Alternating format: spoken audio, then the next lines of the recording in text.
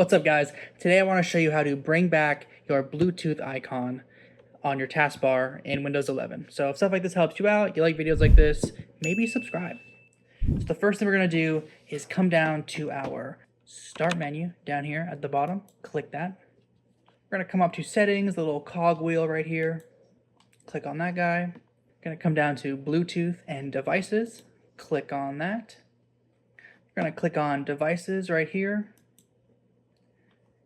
These are all the devices that are hooked up and can be hooked up.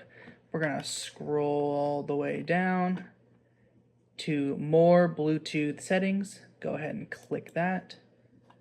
This little guy is going to pop up right here. And if you look down at the bottom here, unchecked, it says Show the Bluetooth icon in the notification area. So go ahead and check that. Hit Apply. And then OK.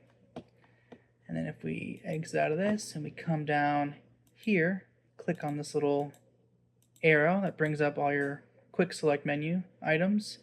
So if you come over here, you can see we have the Bluetooth icon. So yeah, simple as that. Super easy, super quick. If that was helpful, leave a comment, give the video a like, and we'll see you in the next one.